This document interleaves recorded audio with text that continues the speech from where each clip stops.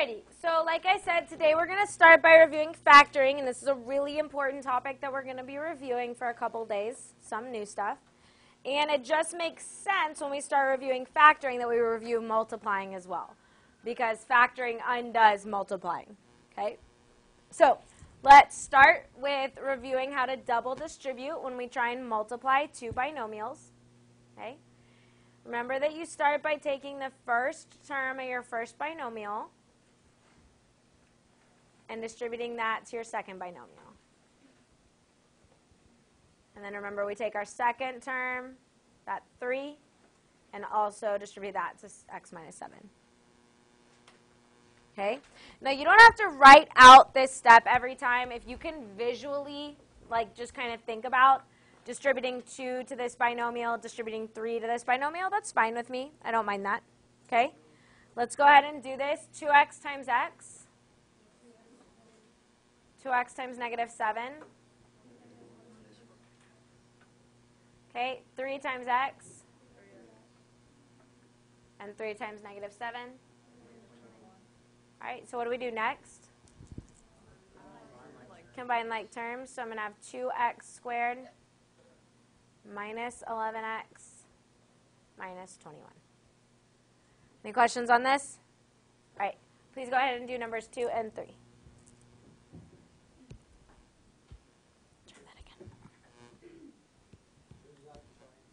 Yep, that's our answer.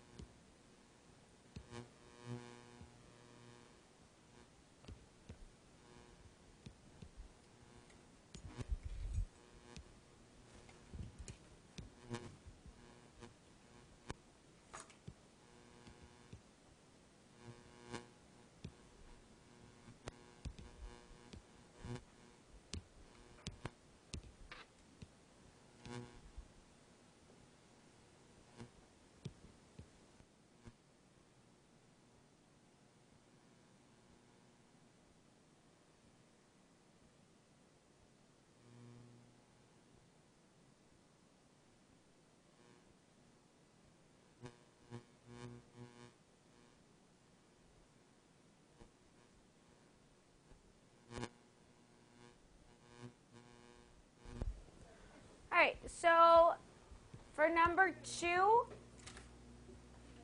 you should have gotten 3x squared minus 17x plus 20. Yes? Yes. Any questions on that one? Okay.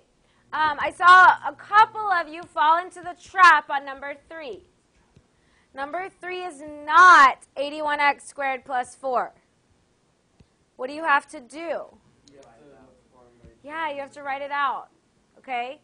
That is something that can get you into a lot of trouble if you forget about that, okay? It is really, really important that you get yourself out of that habit, all right? And when you multiply this out, you would get 81x squared plus 36x plus 4, okay?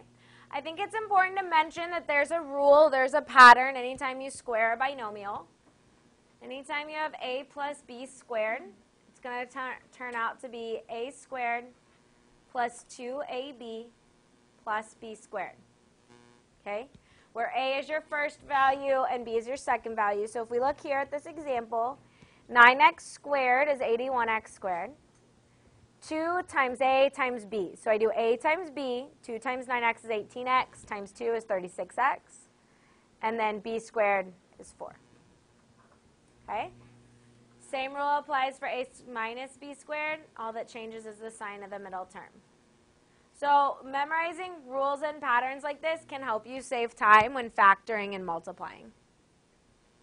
Okay? Any questions about those?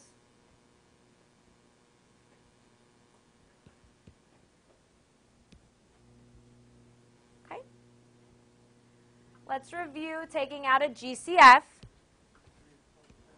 Remember, anytime you are factoring, you always want to check for a GCF first. What does GCF stand for? Good, greatest common factor. And it means the biggest thing that goes into our polynomial. Okay? So I always start by paying attention to the coefficients. Okay? So I'm first going to look at 12, negative 15, and 9. What is the highest number that goes evenly into 12, negative 15, and 9? 3. Okay? Then pay attention to your x's. I have x to the 5th, x cubed, and x squared. What's the highest power of x that goes in evenly to all of those? No. X squared. Okay? Okay? X squared, there's something I can multiply x squared by to get x to the 5th, x cubed, and x squared. Okay? So essentially, if they all share a variable of x, you look for the lowest power, and that's what you take out for your GCF. Okay? So I'm going to pull out my x squared. So if one wasn't x squared, would you do that? Yeah, if they all had x's. Okay? So then let's think. 3 times what gives me 12? 4. Okay? X squared times what gives me x to the 5th? X cubed. Remember, you add the exponents when you multiply with same bases. Okay? Hang on, Reese, let me just finish this, and then I'll get to your question. All right? 3 times what gives me negative 15? Negative 5. X squared times what gives me x cubed? X. 3 times what gives me 9? Positive 3. And then x squared and x squared are already there, so I don't need anything there. Okay, Reese, question? How did you get x outside of it? Okay, so I looked at my x to the 5th, x cubed, and x squared. So the highest power that goes into all of those is x squared. Well, no, I mean the highest power. Because if I try to pull out an x cubed, there's nothing I could multiply x cubed by to get x squared. So technically, yes, you end up looking for the lowest power of your variable to pull out. But what that represents is the highest power you can pull out. Okay? Question? How was your answer more simplified than Because it's going to help us when we start factoring. You've got to take out the greatest common factor. Okay? All right.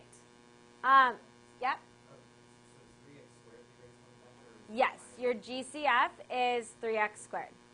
That's your GCF. Okay? All right, let's look at 5. Start by looking at your coefficients, 2 and 6.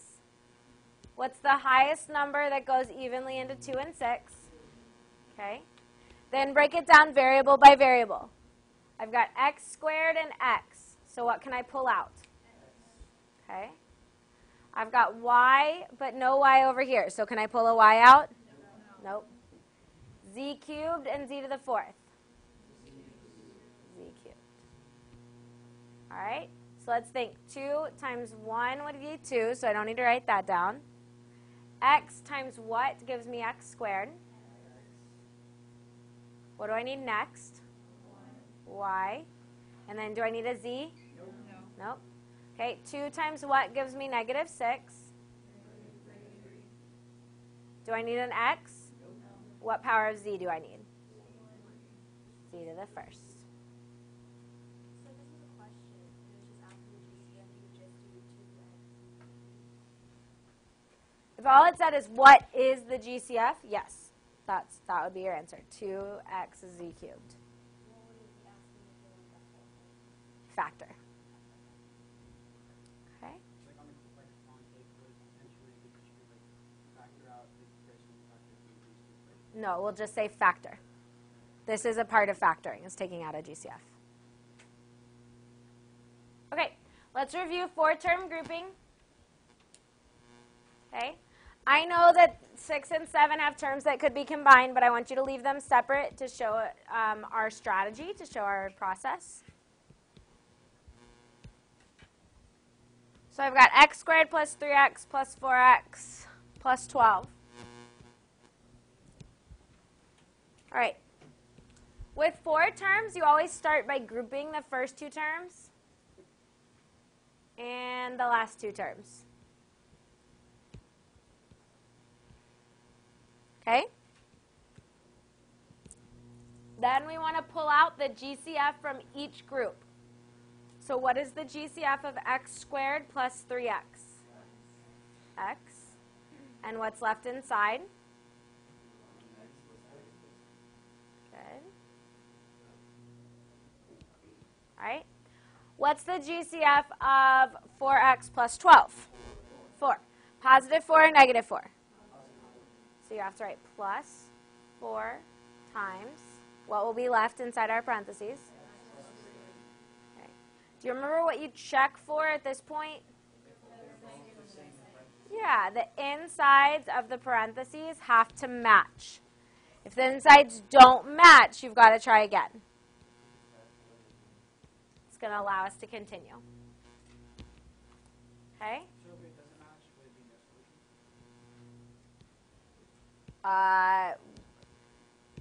solution? No, not necessarily.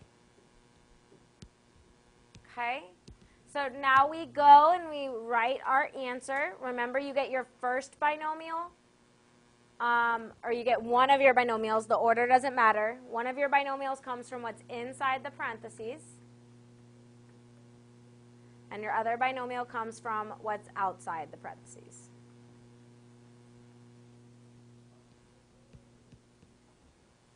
One binomial comes from what's inside the parentheses, and one comes from what's outside the parentheses. How could you check that we did this correctly? Factor out. Multiply them out. Okay, not factoring. Factoring goes from a polynomial to lower degree factors. Okay, did you have a question, Blake? Yeah, we were given x squared plus 7x. We're getting there. Just wait. Okay. All right, any questions on this? This is your answer. You've only been asked to factor. This is factoring. All right, go ahead and please do number 7. 12y squared minus 3y plus 8y minus 2.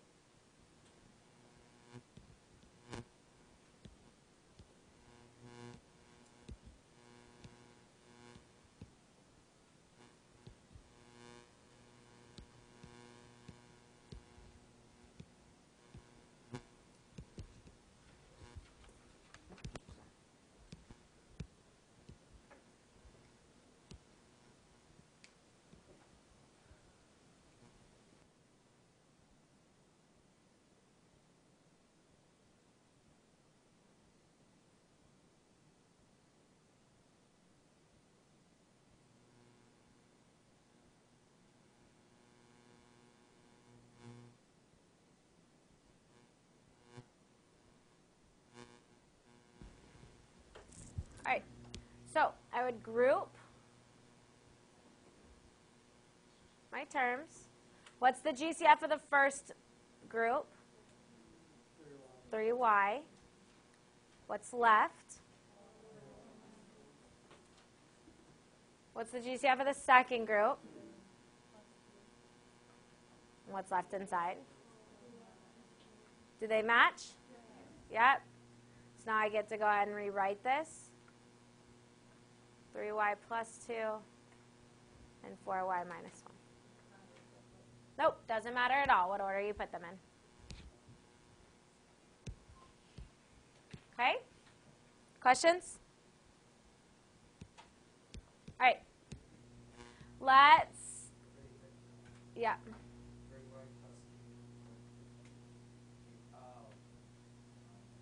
Okay. All right, so I want to go ahead and multiply this because what I want to demonstrate to you is the steps that we use for factoring and the steps that we use for multiplying are exactly the same as each other, just going forwards and backwards. Okay? So let's start by double distributing this. b times b plus 2 minus 6 times b plus 2.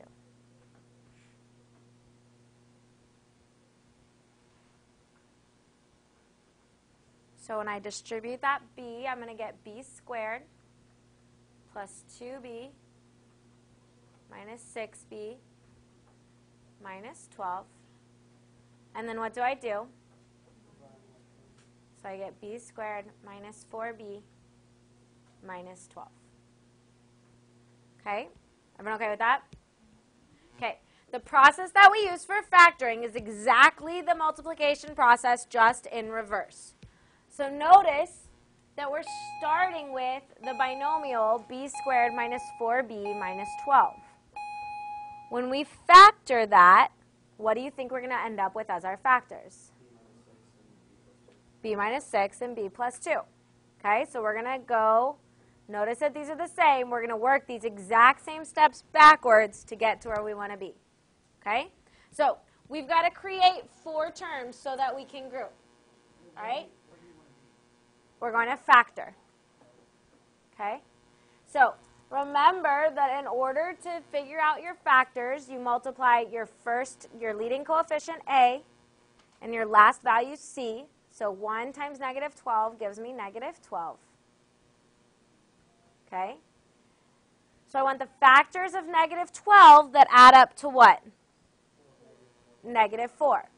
So if I want 2 numbers to multiply and give me negative 12, what must their signs be? 1 positive, 1 negative. So I like to write that over there to help me remember.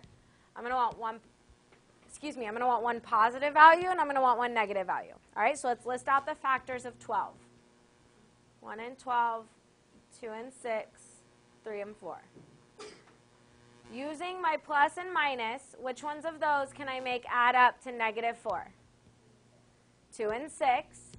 Okay, my middle term is negative, which is a hint to me that my bigger value must be negative. Positive 2 plus minus 6, would you agree, gives me negative 4? Okay, so we're going to go ahead and split the middle term. Keep your b squared plus 2b minus 6b. Those are our factors. And then bring down your negative 12. Okay? Notice we haven't broken any math rules, right? If we were to combine 2b and negative 6b, don't we get right back to negative 4b? Okay, we haven't changed the integrity of the problem at all.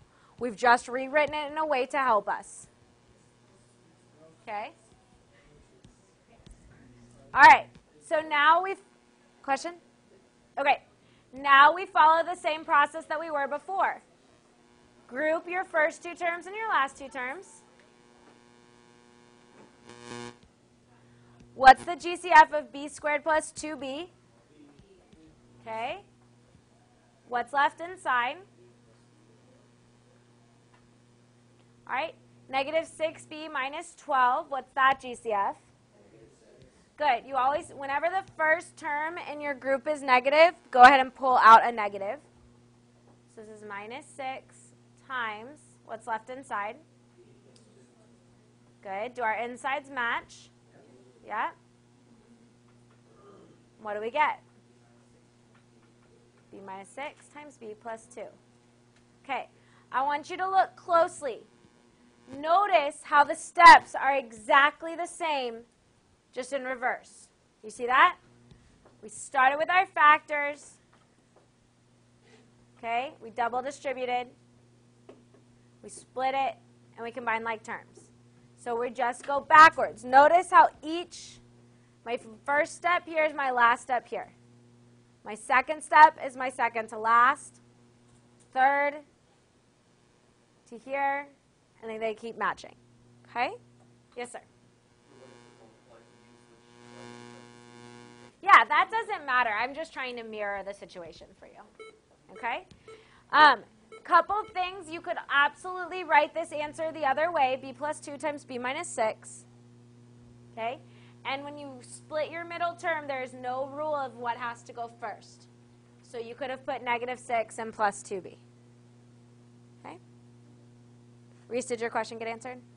Yeah. Okay. All right, let's do some more practice with factoring. Okay? If you're a type of person that likes steps, here are the steps we're going to always follow. Always, always, always, first we're going to check for the GCF. Always, always, always. Then we're going to split the middle term. That's where we find the factors of A times C that add up to B. This part is where it's really, really important to pay attention to your signs. Positive, positive, positive, negative, negative, positive. Then you're going to want to group your first two terms and your last two terms and take out the GCF. Remember, at that step, that's where you check that your insides must match. And then we want to rewrite it as two binomials. One binomial comes from what's on the inside, and one binomial comes from the outsides. Okay? All right, let's practice. Yep.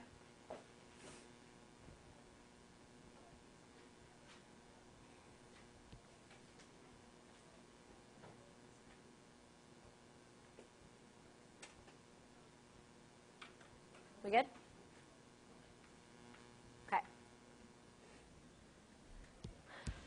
So I want to factor as much as I can.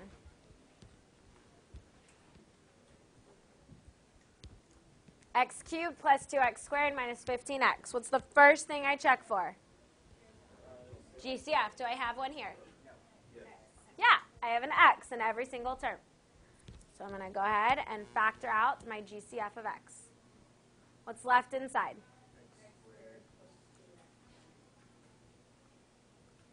Okay. Now we just continue as normal. Every step we do, we're just going to bring down that GCF of x. We just can't lose it, but it doesn't mess us up at all. Okay? All right. So multiply your a value and your c value. So 1 times -15 gives me -15. When I want two numbers to multiply and give me a negative, what must their signs be? One positive and one negative. All right, factors of 15, 1 and 15, 2 and 3. Or sorry, not 2 and 3. 3 and 5. Okay, what should we use? 3 and 5. Which one should be positive? 5. My middle term is positive, so my bigger absolute value has to be positive. Okay. Don't forget to bring down your GCF out here. So I'm going to have x squared minus 3x plus 5x minus 15. Did you say that it doesn't matter which one is Which one comes first? It does not matter. You could have written x squared plus 5x minus 3x minus 15. You'll get the exact same answer. Okay? All right, group them.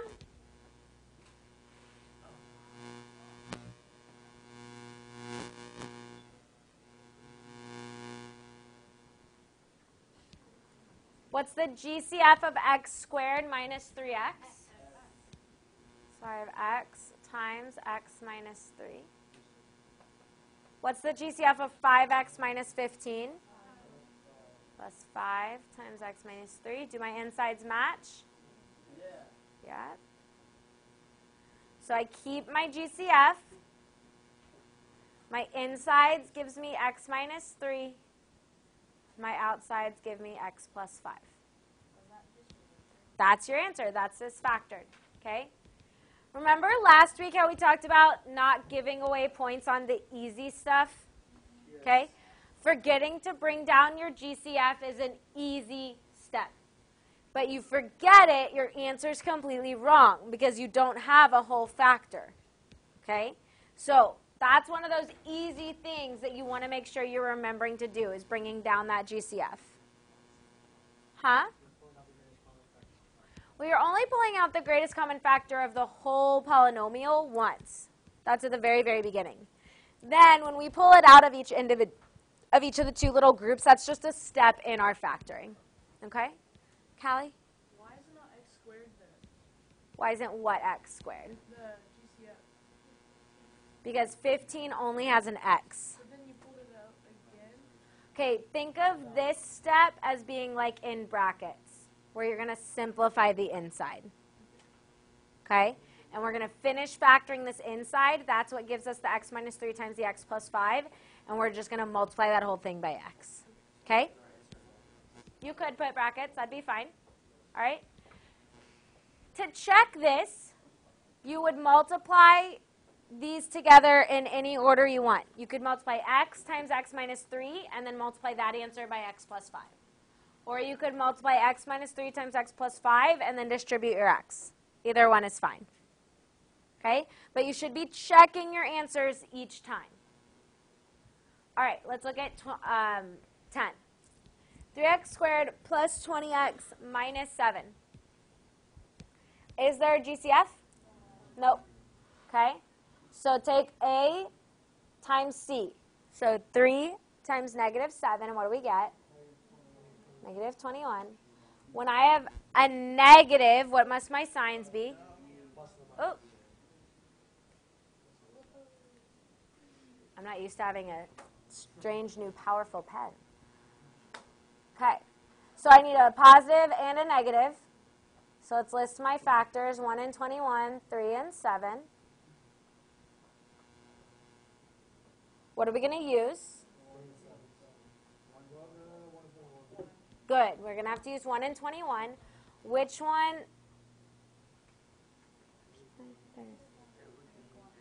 Negative 1 and positive 20. Good.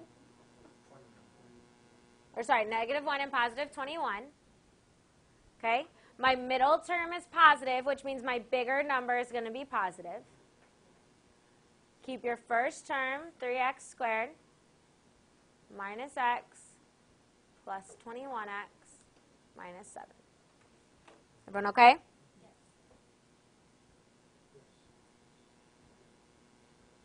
Okay. Group your first two and your last two terms.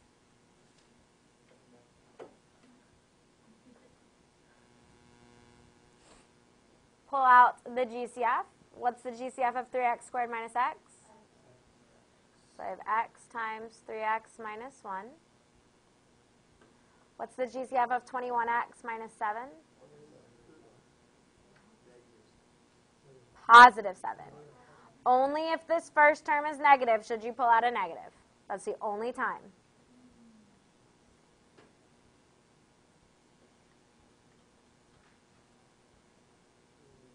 Do they match? Yep. So we can go ahead and write our last step. X plus 7 times 3x minus 1.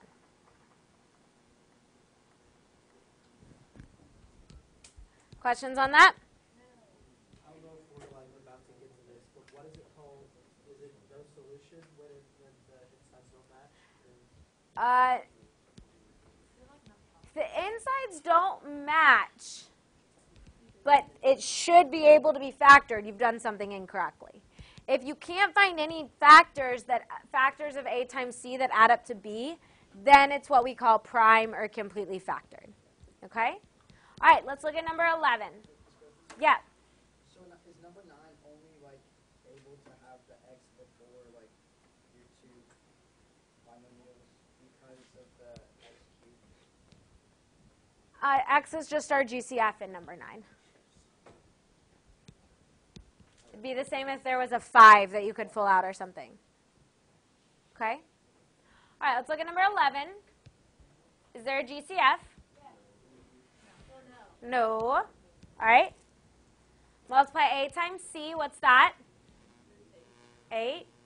I have a positive 8. What are my options? Nope. What are my options for my signs? Two positives or two negatives? Two positives. Or two negatives, yeah. Okay?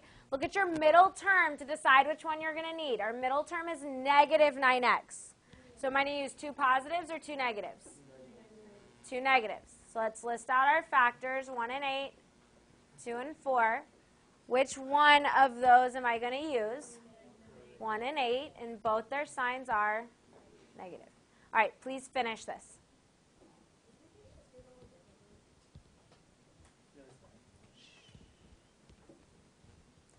I don't really care how you get there as long as you get there. But you do need to know this process for when it gets more complicated. Because once we start having multiple variables in here, your fallback method might not always work. I'm just saying, just make sure you are comfortable with both. No.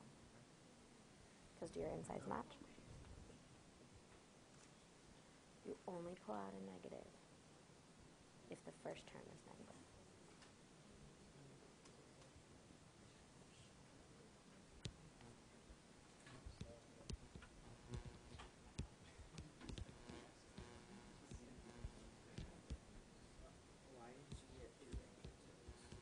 Because they've got to add up to be negative 9. Oh, okay.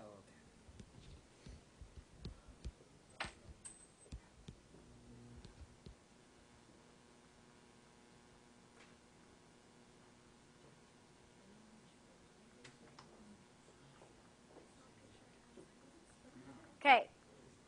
I really can't stress this enough, guys. Unless the first term of your group is negative, do not pull out a negative. Okay? It really, really will mess you up. So you should have gotten x minus 2 times 4x minus 1. Yes? How do you check that? Multiply it out. So easy to make a little mistake here. Okay? Make sure you're double checking your work. All right, let's look at number 12. 6z squared minus 30z plus 36. Tell me what to do first. What is our GCF? Just 6. So this is z squared minus 5z plus 6. Okay, silently, I want you to try and come up with your factors. Just your factors right now.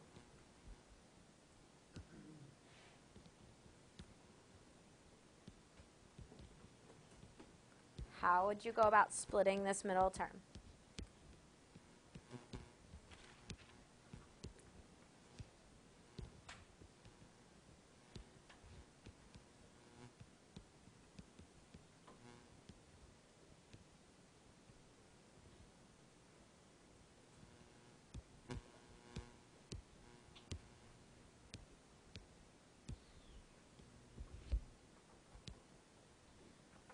What are we finding factors of? Okay. Is that a positive 6 or a negative 6? Positive. So what must the signs of my factors be? Positive, positive, or negative, negative. And in this case, with negative 5 as my b value, what do I need? Hold on. What signs do I need? Negative, negative. What do they have to add up to? Negative 5. Okay? So many of you, I'm guessing, chose 6 and 1. It's really, really tempting to do that. That's why you must stop and think about your signs. Okay? In order to use 1 and 6, you would have to keep 6 negative but make 1 positive. Okay? But 1 times negative 6 will not give you a positive 6. So you must use negative 2 and negative 3. Do you see why that happens? Yes. Okay? Yes. All right. So this should be 6 times z squared minus 2z minus 3z. I still don't really understand why we chose 6. 6 is what you get when you multiply your a value of 1 times your c value of 6. You multiply a and c. So you find the greatest common factor first, which would be 6, and then you find a and c? Yep. This is 6 times, guys, stop.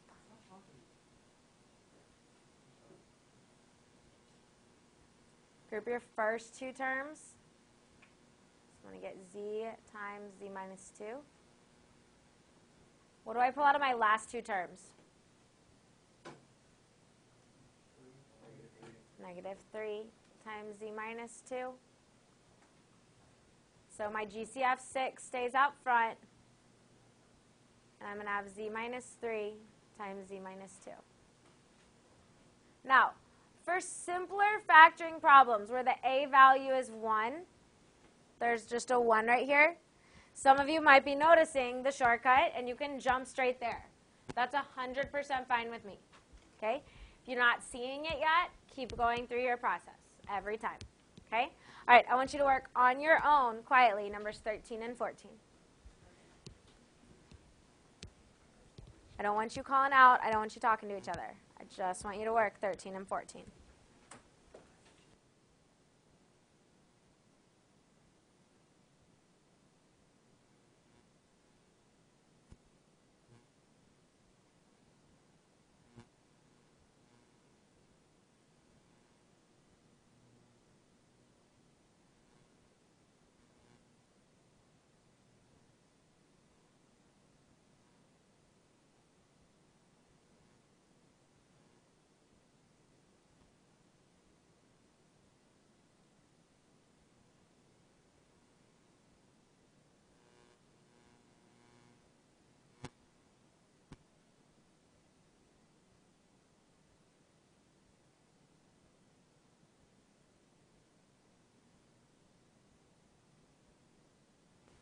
What are you noticing on number 13?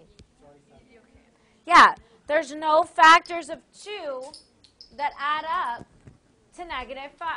Or to what? To positive 5, right? The only factors are 1 and 2. And in our world, 1 and 2 can only add up to 3. I'm just saying. Okay, so what you would write on number 13 is completely factored.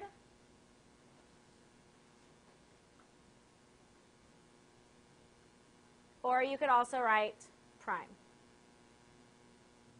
All right? Go ahead and solve number 14. Number 14 can be factored.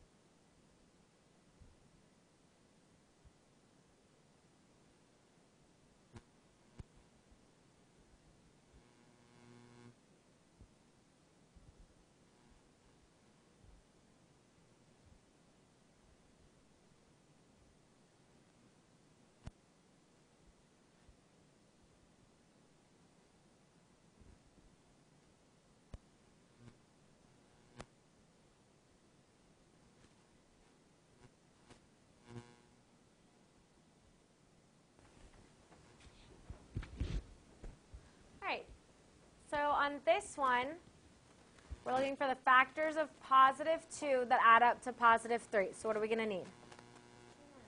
2 and 1, and they both are going to be positive.